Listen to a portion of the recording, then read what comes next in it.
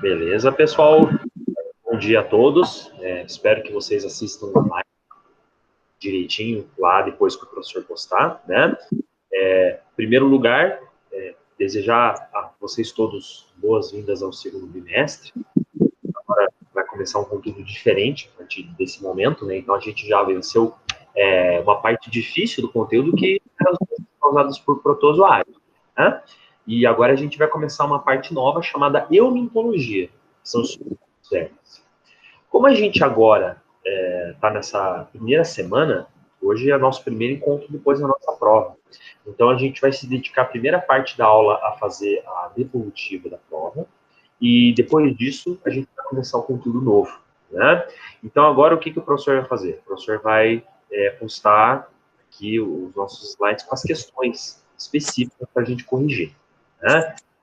Como a gente está aqui na nossa live, tem poucas pessoas, só a Odisseia, né? Em caso de dúvida, você pode perguntar para mim daí, tá bom? Tá bom. Vamos lá, então. Deixa o professor plotar aqui as questões.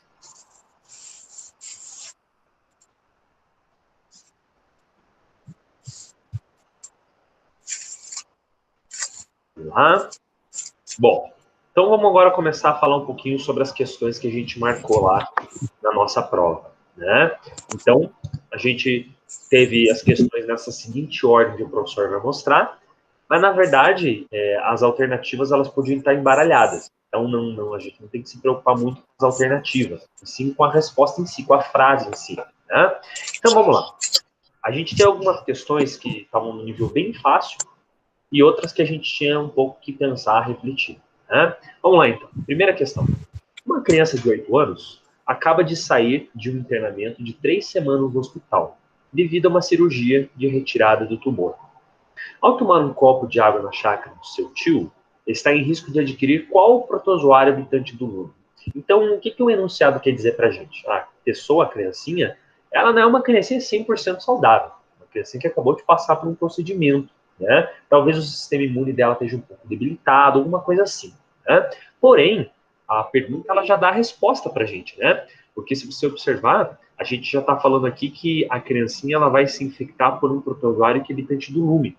Então a gente já pode cortar muita coisa, né? Por exemplo, a primeira resposta ali, ó, plasmódio. Plasmódio é um protozoário da malária, né? Plasmódio não é adquirido pela ingestão de nada, nem de água, nem de alimento, pela picada de um mosquito, né? A segunda resposta, essa sim é a resposta correta. Giardia intestinalis. De todos os parasitos que estão postados aqui, o único parasito que é aquele adquirido através da alimentação, através da ingestão de alguma coisa, seria realmente a giardia, né? Adquirida através da ingestão de cistos, ok? Teve uma coisa que acabou prejudicando um pouco alguns alunos, que é o seguinte, vocês devem ter observado que em cima de cada resposta, a gente tem uma frase aqui, ó, escolha uma ou mais. Na verdade, para nossa prova aqui, a gente sempre tinha apenas uma resposta correta, né? Isso foi uma padronização que foi feita na prova, mas só tinha uma resposta correta, não tinha duas respostas. Cada questão era apenas uma correta, tudo bem? Beleza. Seguindo aqui, né, pessoal? Segunda questão. Ultimamente, a imprensa nacional tem noticiado um aumento significativo da incidência de doenças de Chagas no Brasil. No Ceará, há mais de 2 dezenas de casos confirmados. O protozoário flagelado, agente etiológico responsável pela doença, é.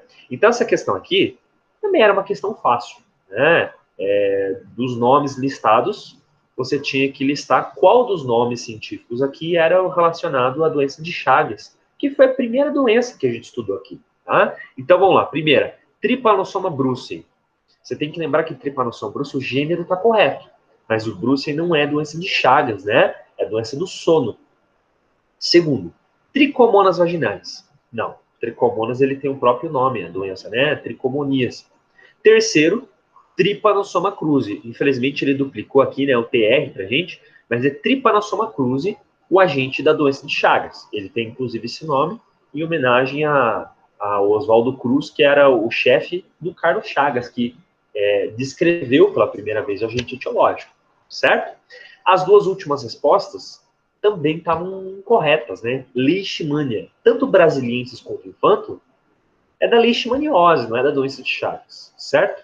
Eu acho, pessoal, na minha opinião, que essa questão aqui, você pode ver que ela foi retirada do vestibular, né, adaptado aqui da Universidade Estadual do Ceará, ela também era uma questão de nível fácil. A gente até agora não está tratando de questões difíceis, ok? Terceira questão. Essa questão aqui a gente já tinha um pouco que refletir mais em cima dela, né? Adaptado da Universidade Estadual do Paraíba, 2011. A falta de instalações sanitárias adequadas é diretamente responsável pelo aumento da incidência das seguintes doenças. Então você tinha que escolher uma alternativa em que apenas aparecessem doenças que você evita melhorando o esgoto. Praticamente isso é a nossa pergunta, né? Porque doenças que são afetadas por instalações sanitárias ruins. Tá? Tem doenças aqui, por exemplo, que são adquiridas pela picada de mosquito, outras que foram adquiridas pelo contato com a gente na natureza. Mas a gente tem que escolher uma alternativa que mostra apenas doenças em que você tem contato com fezes. Era basicamente esse o princípio da questão. Né? A resposta que você tinha que marcar já era de cara a primeira: giardíase, amebíase e toxoplasmose. Por quê, professor? Você tem que lembrar, pessoal, das aulas que a gente falou, que a giardíase e a amebíase são doenças que você adquire comendo ou ingerindo líquidos foram contaminados com os ovos dos protozoários. Ou seja, você só vai ter contato com isso se houve contaminação fecal. Uma pessoa contaminada, uma pessoa infectada, ela defecou em uma região de fornecimento de água, de alimentos. Né? Outro detalhe também é a toxoplasmose, que a gente falou, por exemplo, que uma pessoa pode adquirir através do gato, das fezes do gato, né? Então, quando uma pessoa, por exemplo, manipula um material contaminado, manipula a caixinha de areia do gato, né? Algum material aí ao ar livre contaminado, certo? As outras doenças, você pode observar, são doenças que não têm relação com o tratamento de esgoto necessariamente. Então, por exemplo, malária. Né? Malária que a gente tem na opção B, a gente tem aqui na opção D de dado. Essa doença é transmitida pela picada de um mosquito. Né? Doença de Chagas, a gente está falando da mesma coisa. A picada de um vetor, barbeiro. Né? Gripe, nem se fala. Né? Gripe a gente está pegando através de contato aéreo. Uma pessoa espirrando, tossindo. Né? Leishmaniose, você tem que lembrar que também é adquirida através do contato com um vetor, um inseto que vai transmitir a doença.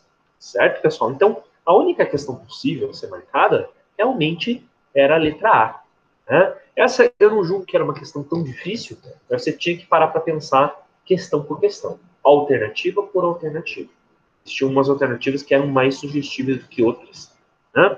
E uma dica que o professor dá para vocês, sempre que tem uma alternativa escrita assim, nenhuma das alternativas, essa alternativa está errada. Né? Dificilmente vai ter uma questão em que nenhuma das alternativas está correta. Sempre tem uma alternativa que, de fato, ela te mostra a resposta. Né? Vamos lá, então.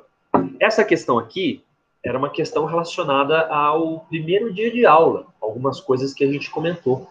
Algumas diferenças entre parasitos e diferença entre protozoários e organismos de vida livre.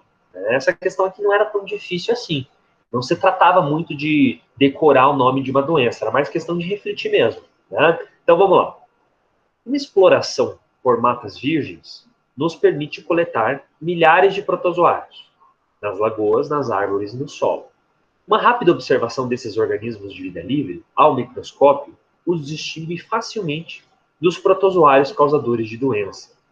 As diferenças são marcantes por quê?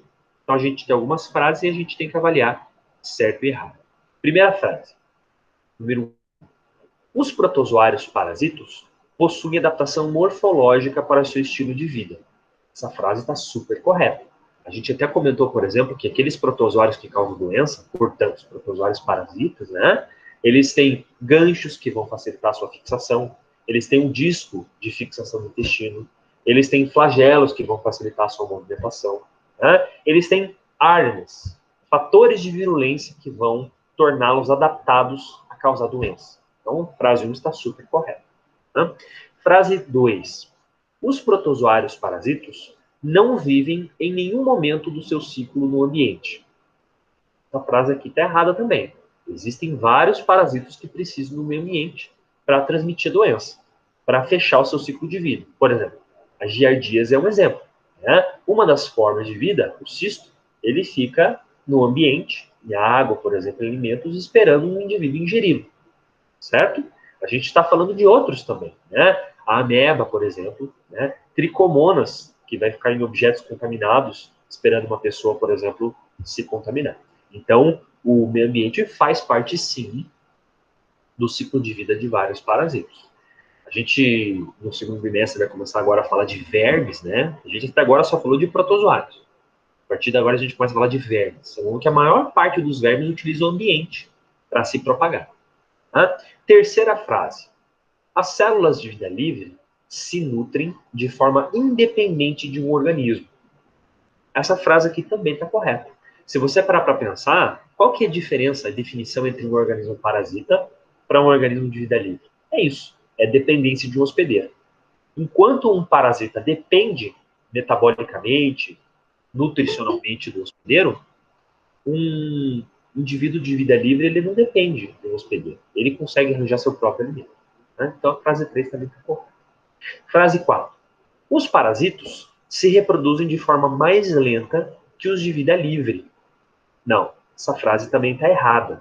A gente comentou no primeiro dia de aula que um dos grandes trunfos dos parasitos é eles terem uma capacidade de multiplicação rápida ou uma capacidade de postura de ovos grande.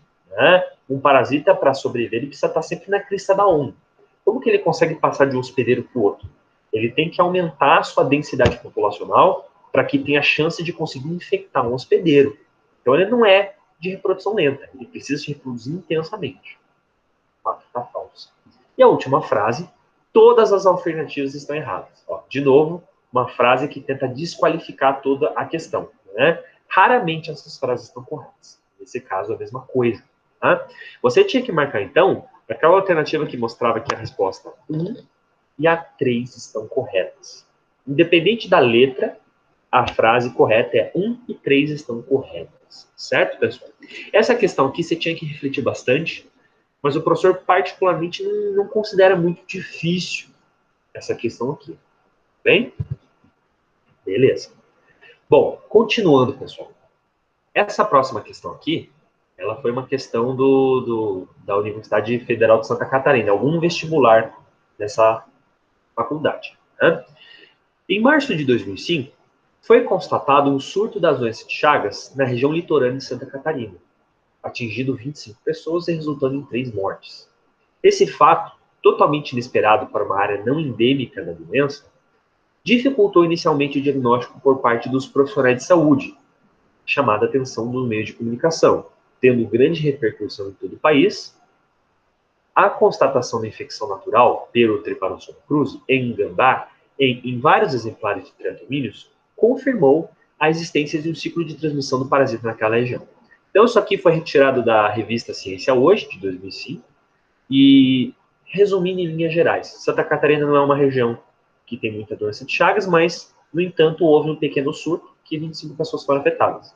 Utilizando alguns tipos de diagnóstico, como, por exemplo, infecção em animais, constatou-se realmente que a gente tinha ali um foco da doença. Tá? Sobre a origem, transmissão, aspectos clínicos, diagnóstico e tratamento da doença de Chagas, é correto afirmar que... Então, aqui você tinha que escolher uma alternativa em que você conhecesse bem ali o ciclo de vida, algo que a gente estudou. Né? Vamos lá, então. Letra A. Em geral, a doença tem apenas uma etapa distinta no homem, a fase inicial e aguda, manifestada no sistema digestivo do indivíduo. Essa frase aqui está errada. A gente comentou que a doença de Chagas ela é adquirida no homem, principalmente pela picada do inseto, né? E uma vez se infectando, o inseto ele vai invadir a corrente circulatória e ele vai infectar as células do indivíduo. Somente na forma crônica de doença é que você tem ali a manifestação do problema. Né? Eu recebi agora uma mensagem aqui de alguns alunos, tem pessoa perguntando se o professor vai começar mais tarde. Né? Deixa eu só aproveitar aqui e responder para o pessoal que a gente já começou a nossa aula. Né? Deixa eu colocar aqui. Ó. Já iniciamos nossa aula, né? Por favor, verificar o link, né? Talvez a pessoa esteja com dificuldade de entrar aqui no nosso sistema, né, pessoal? Se alguém puder, por gentileza, passar o link para a pessoa, para facilitar um pouquinho, né? Então, vamos esperar que as pessoas entrem aí, tá?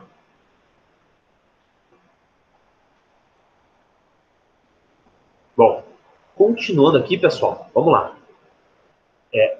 Segunda questão. Deixa eu ver só. Eu entrei pelo link salvo aqui e tentei pelo que está no AVA. Né? Pessoal, será que algum de vocês consegue mandar o link para o pessoal que está faltando? Não sei se a Kelly ou se a Odisseia conseguem fazer isso.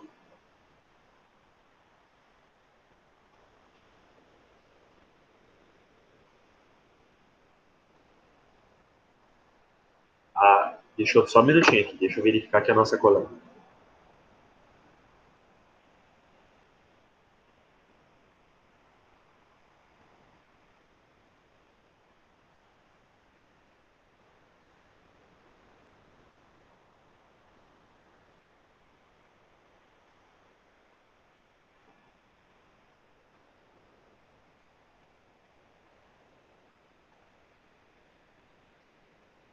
Isso aí. Muito obrigado. Espero que os alunos agora consigam entrar, né? Bom, vamos lá, pessoal. Continuando aqui a nossa revisão, né? Então, a gente falou que a frase é até errada porque o parasita consegue invadir outros locais, né? Segunda frase. O tratamento mais eficaz da doença de Chagas baseia-se na aplicação de antibióticos potentes. Essa frase aqui também está errada, por vários motivos, né? Primeiro, porque antibióticos, eles a priori, funcionam só em organismos procariontes, né? E aqui a gente está falando de um protozoário. O antibiótico, ele não tem poder de fogo contra um protozoário, né? Outro fato também é que o que é um antibiótico potente, né? Então a gente não tem um antibiótico chamado de potente, a gente tem antibiótico de amplo espectro e de curto espectro. Essa segunda frase está errada. Tá? Terceira frase, letra C. As formas mais comuns de transmissão da doença são o contato com fluidos orgânicos de doentes e injeção de alimento contaminado. Né? Essa frase aqui também está incorreta, está errada. Né? Apesar de existir a transmissão por alimento em alguns raros casos, a principal forma de transmissão é pela picada do mosquito. 99% da forma de transmissão é assim, picada do inseto vetor. Tá? E a letra D é a letra correta. Né? Uma vez instalado no hospedeiro vertebrado, como por exemplo o homem, né, o parasita invade os tecidos penetrando nas células, estabelecendo-se no citoplasma e se multiplicando, o que provoca a seguir o rompimento do conteúdo celular, com consequente liberação de novos indivíduos. Essa frase aqui era a frase que você tinha que marcar, a letra D. E a última, os hospedeiros intermediários do Trypanosoma cruzi podem ser apenas vertebrados. Não, a gente tem, por exemplo, o próprio vetor participando da doença. Né? Vetor, por exemplo, o barbeiro. Né?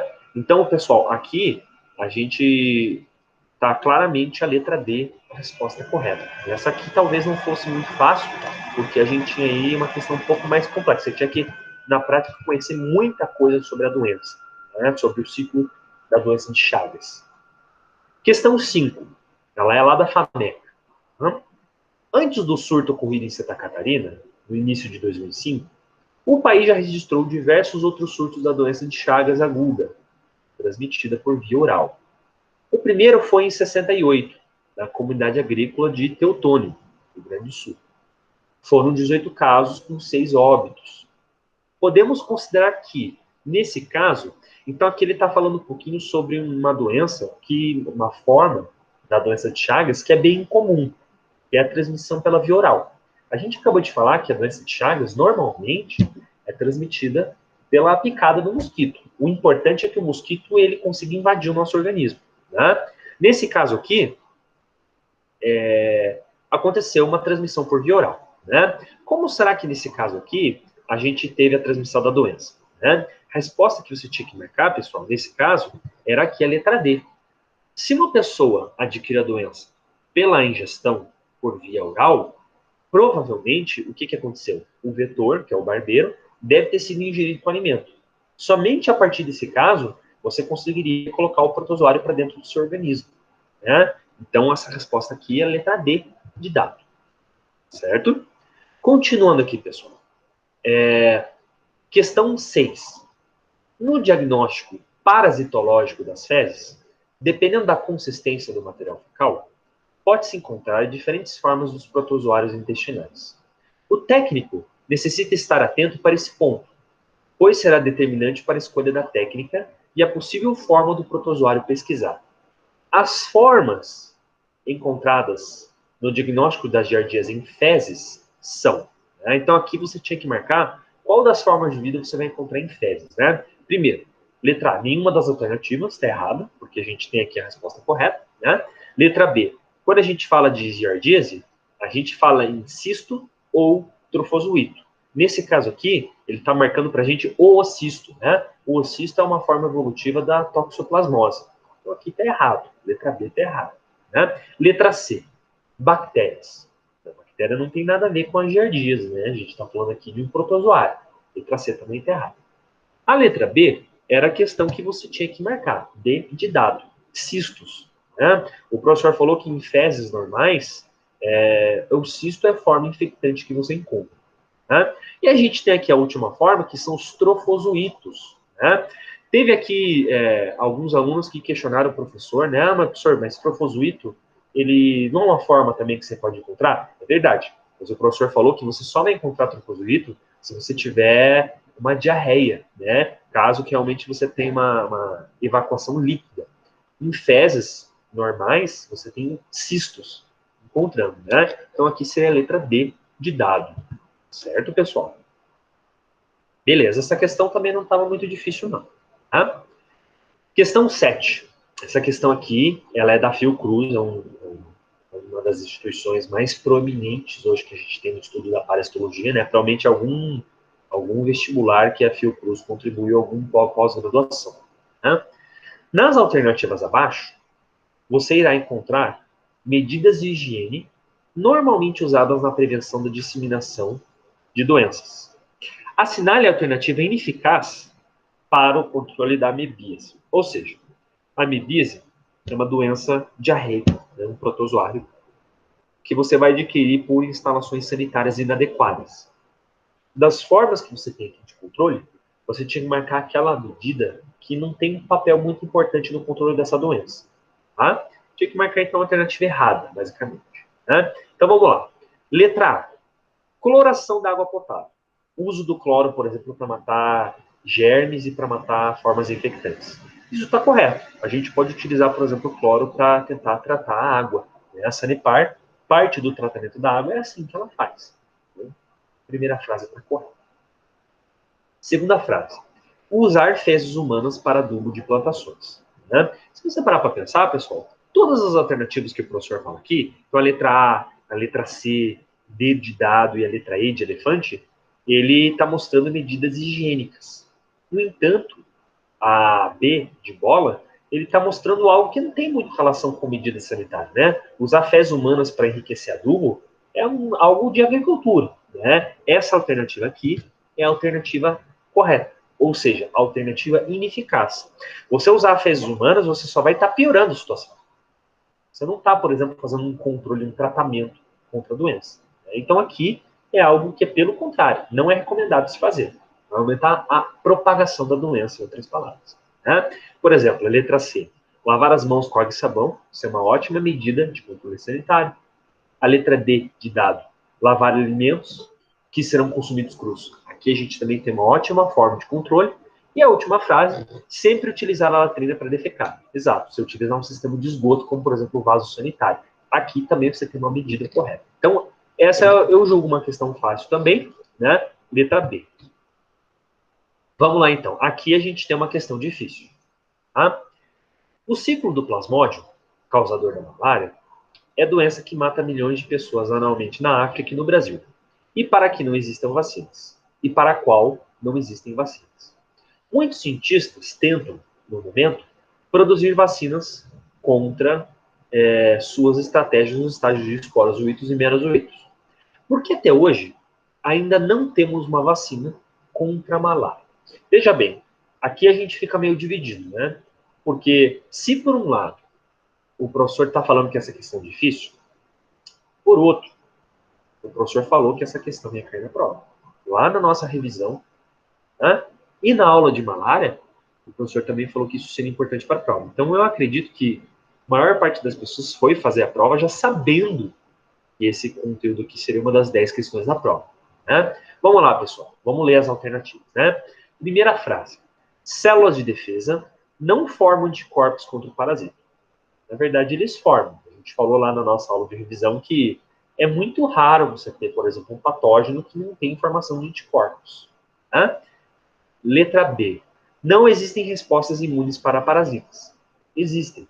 Né? Existem muitas particularidades de que porque eles não conseguem ajudar no combate a doenças. Mas existe defesa contra parasitas, sim. Letra C. O produto seria muito caro, além das possibilidades público-privadas.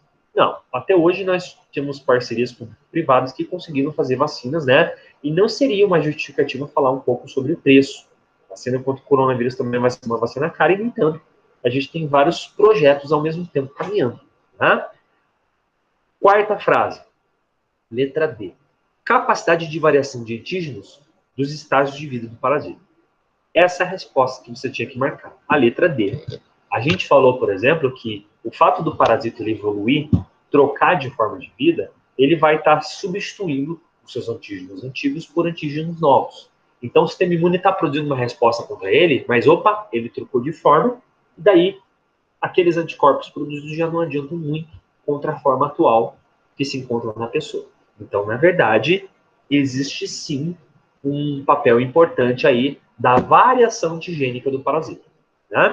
E a última frase, o parasita não se desenvolve em humanos com um sistema imune adequado. Nada a ver. Né? A picada do anófeles é suficiente para transmitir o parasito para a gente em regiões endêmicas e em regiões não endêmicas. Tudo bem, pessoal? Então, essa aqui era uma questão que a gente já tinha. Né? Vamos lá. Questão 8. Todo agente potencialmente patogênico é capaz de se manter em um hospedeiro, caso encontre as condições propícias à sua reprodução e os nutrientes necessários às atividades vitais. Em um modelo experimental, quando se infecta um animal de laboratório com agente patogênico, sendo determinado o desequilíbrio na relação parasita-hospedeiro, pode-se avaliar prioritariamente. Então, aqui a gente tinha que, em outras palavras, responder o seguinte. Quando a gente vai infectar um animal de laboratório, o que a gente está tentando estudar, na verdade? Existem alguns critérios de doenças parasitárias em que a gente utiliza quando a gente infecta um animal. Essa questão aqui, na verdade, era muito de interpretação de texto também. Né? Eu não diria que era uma questão muito fácil, porque você tinha que lembrar de algumas definições básicas sobre doenças. Né? Vamos lá. A primeira frase é que está correta, o que a gente já acabou de mostrar. Né? Quando você infecta o animal, você quer avaliar os sinais clínicos dele, ou seja, os sinais que mostram doença. Né? Por isso que você está infectando o animal. E você também quer verificar o sistema imune. Então, patogenicidade e resposta imunológica. Essa era a letra que você tinha que marcar. Tá? No entanto, o professor vai mostrar aqui outras doenças que a gente tinha. Né? Então, vamos lá. Letra B. A sazonalidade e a prevalência da doença. A sazonalidade, ele está mostrando para a gente o período do ano em que a doença acontece. Não era muito o caso, porque a gente, quando tem um animal em laboratório, vai infectar um animal assim, a gente está muito preocupado com a estação do ano. Né? O laboratório tem condições de controle. Né? Letra C. O diagnóstico e a epidemiologia da doença. Essa frase aqui também não está correta, porque epidemiologia, ele mostra para a gente a frequência da doença. Qual que é o perfil de pessoa? Qual a idade, qual sexo, qual a nacionalidade? Aqui, quando você tem um animal de laboratório, está em situações controladas, situações artificiais. Né?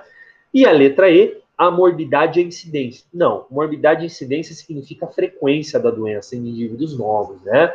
Quando a gente está infectando um animal de laboratório, a gente está apenas analisando a imunidade dele, né? E o aparecimento dos sinais, que é a patogenicidade. Tá? Essa questão aqui eu acho que é uma questão de nível médio difícil, né? Porém, a resposta está na letra A. Tá?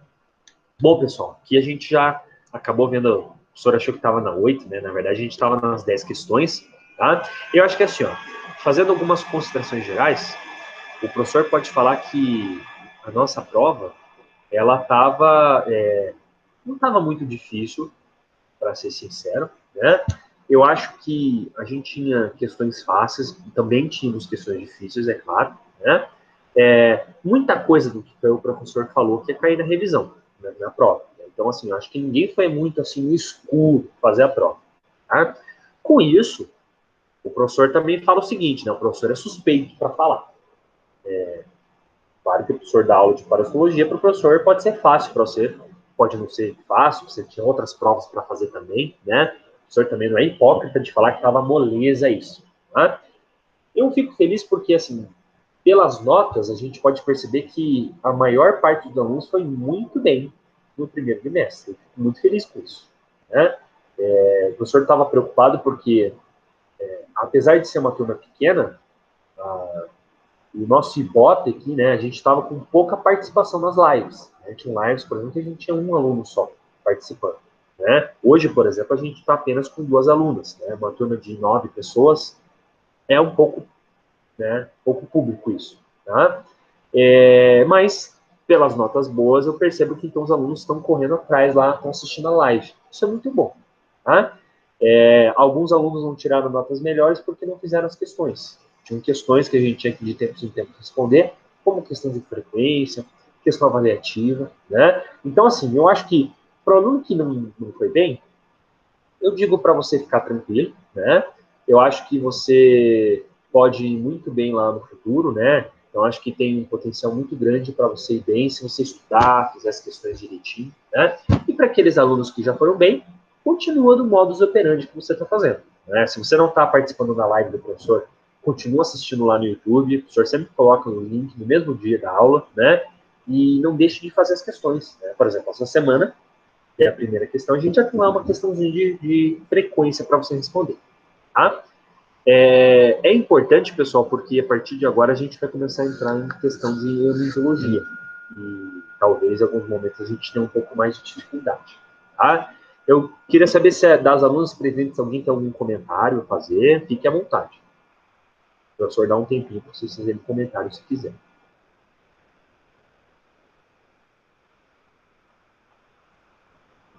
Tudo tranquilo por enquanto? Então, beleza. Né? Bom, qual que é a proposta de hoje? Como hoje é a abertura do nosso bimestre, eu acho interessante a gente agora começar um pouquinho o conteúdo. O professor não vai se estender muito, né, já que hoje foi a devolutiva de prova, mas só para a gente entender um pouquinho aquilo que a gente vai encontrar aí na nossa próxima aula, né, a partir do próprio segundo bimestre. Né? Então, pessoal, agora eu coloco para vocês aqui qual vai ser o nosso próximo braço da disciplina. Né? A gente falou lá no primeiro dia de aula de parasitologia que a gente ia estudar todas as doenças causadas em homens por protozoários. Né? Mas a gente também falou que o segundo bimestre a gente começaria a estudar um grupo novo de doenças. Seriam os eumintos, doenças causadas por vermes. Né? Nessa primeira foto aqui, ó, a gente tem um desenho esquemático mostrando alguns vermes para a gente. Os vermes foram, na verdade, os primeiros parasitas que a gente começou a estudar. Lá na Grécia Antiga, os médicos eles percebiam que pessoas infectadas, cadáveres de animais, eles de tempos em tempos eliminavam das fezes material fecal que tinha a presença de vermes, né, a presença de organismos achatados, alongados, né, organismos longos. E a gente hoje tem essa palavra como verme. Verme, ele então nada mais é do que um parasita macroscópico. Né? Diferente daqueles parasitas que a gente estudou no primeiro trimestre, os protozoários, que a gente precisava de microscópio, né? Os eumintos, eles são vermes visíveis olho nu. E é interessante que a palavra verme, ela não tem uma classificação etiológica propriamente dita. Né? A gente não tem, por exemplo, um sinônimo que faça a gente entender o que é um verme. Porém, essa terminologia médica dos últimos anos, ela passou a ser um pejorativo, né? O que o senhor quer dizer com isso? A gente usa a palavra verme para denotar um xingamento, né? Ó, seu verme, né? A gente utiliza a palavra justamente para denotar algo negativo, algo infeccioso, uma doença repugnante, né? Enquanto o termo técnico não tem essa conotação. Né? Então, aqui a gente pode observar que os vermes são organismos alongados. Né? E você pode observar que a gente tem diferenças morfológicas dependendo do tipo de verme. A gente tem, por exemplo, vermes que possuem uma cabeça achatada, a gente tem vermes que possuem um corpo segmentado, um corpo dividido em partes, como esses aqui da direita, né? E a gente tem até aqueles vermes que têm um corpo cilíndrico, né? Um corpo que é realmente um corpo mais abaulado. Tá? Bom, aqui a gente tem, nesse mapa conceitual, uma divisão básica relacionada aqui aos eumintos. A eumintologia é a área que vai estudar os vermes. Né? E você pode observar que a gente tem aqui uma definição muito importante para a gente. Os vermes intestinais, eles são classificados em 3 grandes classes. Essas classes aqui, cada uma dessas 3 classes, elas vão ser estudadas nas próximas semanas, agora no estudo didático. Então, primeiro a gente tem os nemateumintos. Os nemateumintos são vermes arredondados e cilíndricos. Né? Nós temos os plateumintos. Os plateumintos são os vermes achatados, né? Então eles são comprimidos de maneira dorso-ventral. Então você pega um verme, você amassa ele, isso é um plateuminto. Né? E a gente tem também os acantocéfalos. Né? Os acantocéfalos são também chamados de vermes espinhosos. A gente pode observar que, dependendo de cada classe, a gente vai ter algumas características, né? Então, por exemplo, os nemateumintos, os vermes cilíndricos, os vermes alongados, eles são vermes que têm uma cutícula, ou seja, uma membrana que vai proteger o organismo deles. A gente tem aqui os plateumintos, vermes achatados com sistema digestivo incompleto. Então, eles precisam se nutrir e eles não vão processar muito alimento. Eles eliminam o alimento à medida que eles comem, já quase sem nenhuma transformação. E esses plateumintos se dividem em 2 subclasses, a classe trematoda e a classe cestoda. Hoje ele não vai ser o objetivo do nosso estudo, mas quando a gente chegar na aula de plateumintos, a gente vai falar um pouco sobre essa classificação. Né? E por fim, a gente tem os acantocéfalos que não têm trato digestivo e são vermes que contam com ganchos, com espinhos para fixação. Tá? Muitos dos vermes que vocês já viram ou vocês já ouviram falar são vermes que são classificados nessas 3 classes principais. Dos tempos para cá, os vermes eles são doenças que ficaram mais confinadas a países em desenvolvimento, a países tropicais, por exemplo, né, de forma geral. Isso não quer dizer que a gente não tenha no Brasil, na América do Sul, essas verminoses são doenças bastante frequentes ainda no nosso continente, né?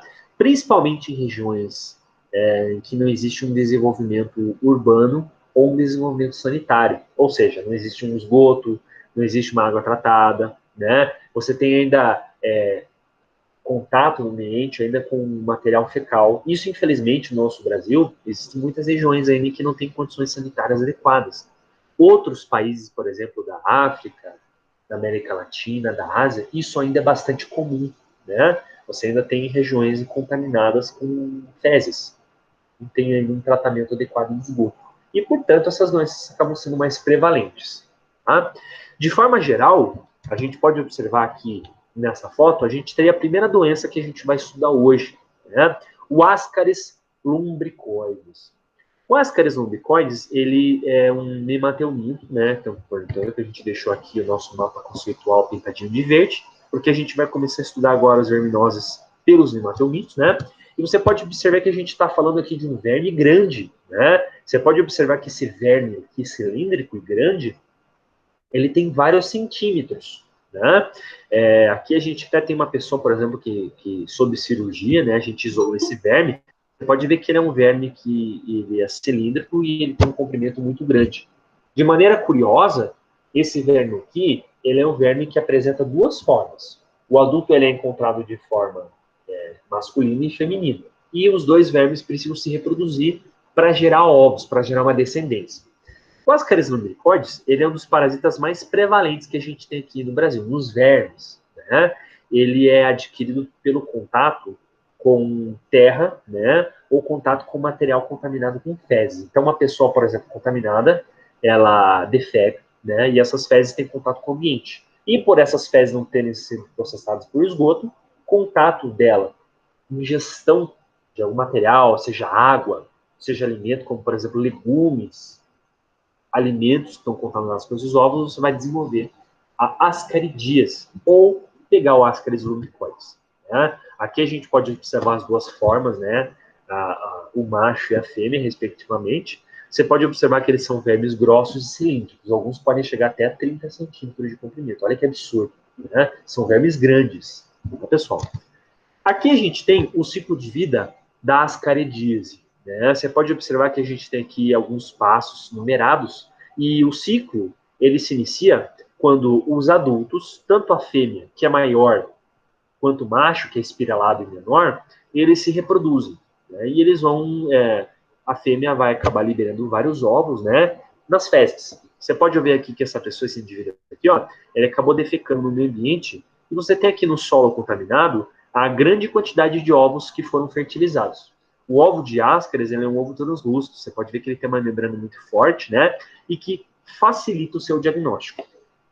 Depois de um tempo, esse ovo vai amadurecer e ele vai conter no seu interior a presença de uma larva, que é isso que você pode verificar aqui no ovo, né?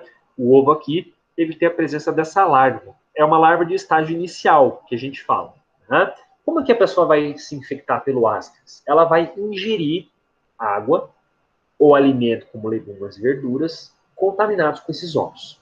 Uma vez a pessoa comendo esse material contaminado com esses ovos, os ovos eles vão parar no intestino e eles vão eclodir. A larva vai sair desse ovo, né? A larva, ela não vai ficar paradinha no intestino. Como a gente está falando de uma larva ainda, ela é uma forma imatura, ela não se replica, não é um adulto ainda. Então a larva, ela vai invadir a mucosa do intestino e ela vai penetrar na corrente circulatória. Na corrente circulatória, ela vai ficar passeando, vai ficar invadindo diferentes regiões do corpo, até o momento que ela vai chegar nos pulmões. Por isso que a gente tem essa faixinha aqui, ó, do intestino direto para os pulmões. Na verdade, ela saiu da mucosa invadindo outras regiões do corpo, até o momento que ela vai por vasos sanguíneos aparecer nos pulmões. No momento que o Ascaris, ele chega, a versão larval dele, chega nos pulmões, você vai ter a pessoa tossindo, né? E a pessoa, nesse caso aqui, ela vai passar para a traqueia, né? Da traqueia, ela vai passar ali para o sistema nasal oral, e a pessoa vai de novo deglutir. A pessoa, então, ela joga a larva e ela vai engolir novamente. Quando ela engolir, a pessoa vai de novo mandar pela segunda vez para o intestino. Então, na verdade, vai ser uma dupla viagem para o intestino. Comeu alimento, cai no intestino, a larva invadiu o corpo, passou para os pulmões, a pessoa passou para a boca, novamente deglutição. Quando ela vem para o intestino, já deu tempo dela maturar, então ela está agora na forma adulta. Você vai ter adultos no teu corpo e eles vão se multiplicar, fazer postura de ovos e o ciclo fica repetido novamente, né? Qual que é o sinal clássico, professor, da ascaridíase? Né? A pessoa ela fica com diarreia, a pessoa naturalmente tem emagrecimento, porque você vai ter a presença dos adultos no intestino, e, portanto, os adultos eles vão espoliar, eles vão roubar nutrientes da pessoa, então a pessoa vai ficar fraca, a pessoa ela pode ficar com emagrecimento, a pessoa pode ficar com anemia, pelo fato de estar perdendo sangue e nutrientes, né? E pior, em alguns casos, você pode ter obstrução intestinal. Se você tem uma grande quantidade de adultos no teu intestino, aquela população grande de adultos, chega um momento que ela pode comprimir as alças intestinais, quer dizer, entupir as alças intestinais, inclusive chegando até a rompimento intestinal em casos mais graves, né? Então você percebe que a presença de vermes no intestino não é algo banal, é algo que pode ser bastante perigoso. A pessoa tem que naturalmente procurar tratamento, né? Criancinhas que estão, por exemplo, em estágio de subnutrição, que não estão ainda numa situação de nutrição adequada, elas podem ter sinais muito sérios, inclusive morrer. Como é realizado o tratamento do Ascaris, da ascaridíase? Existem duas moléculas que são bastante utilizadas para a morte desses parasitas, né? É o mebendazol, que vai causar paralisia do corpo desses vermes, né? Ou palmoato de pirantel. Os dois se baseiam muito na destruição por paralisia do parasita, né? O diagnóstico da ascaridíase, ele consiste principalmente em visualização dos ovos em material fecal. Vocês podem observar que os ovos eles têm essa camada translúcida aqui, essas esferas ao redor dos ovos, né? Isso aqui acaba facilitando um pouco o diagnóstico, certo, pessoal? A gente hoje, como nossa primeira aula do segundo semestre, o professor ele não quer muito carregar a gente já com conteúdo novo, né? Então o professor ele se baseou principalmente na primeira doença e definição do que são os onívoros, né? A Kelly colocou aqui que nojo. É verdade, né? Infelizmente, essas verminosas têm esse papel, é um pouco repugnante isso, né, pessoal? Faz parte, né? O importante que a gente tem que saber é o seguinte, essas doenças são comuns, né? Você fala assim, mas o Paraná tem essas doenças, professor? Tem. Principalmente no interior do Paraná, você tem alguns municípios ainda que não tem ainda um sistema de esgoto, você tem uma grande quantidade de verminoses. Não tanto as caridíase. Existem outras verminoses, como ancilóstoma, por exemplo, que a gente vai falar nas próximas semanas, que você tem ainda uma quantidade maior de vermes, uma incidência maior dessa doença. Né? Bom, pessoal, nessa primeira aula, deixa o professor só interromper aqui a relação, eu gostaria de perguntar